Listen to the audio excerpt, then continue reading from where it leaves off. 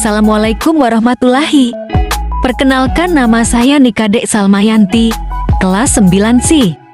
Pelajaran IPS. Materi kelas 8A. Mobilitas sosial. Mobilitas adalah perpindahan posisi seorang atau kelompok orang dari lapisan yang satu ke lapisan yang lain. Seseorang yang mengalami perubahan kedudukan status dari suatu lapisan ke lapisan lain, baik menjadikan lebih tinggi maupun lebih rendah dari sebelumnya, atau hanya perpindahan peran tanpa mengalami perubahan kedudukan di saat mobilitas sosial. B. Dampak positif dan negatif. Dampak positif. A. Mendorong seseorang untuk lebih maju. B. Mempercepat perubahan sosial, meningkatkan interaksi sosial. Dampak negatif. A. Terjadinya konflik, ganggang psikologis. C. Faktor pendorong dan penghambat mobilitas sosial.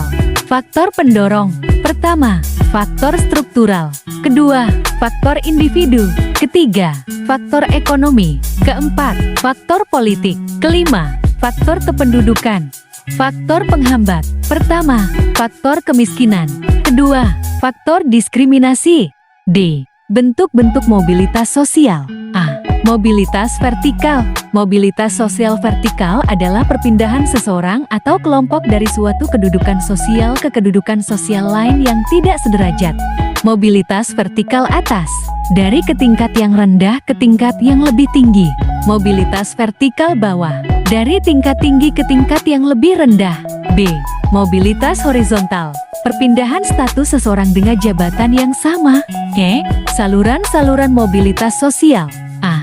Pendidikan. B. Organisasi ekonomi. C. Organisasi profesi. Setelah menyimak video penjelasan mengenai mobilitas sosial, yuk kita simak apa sih salah satu contoh mobilitas sosial.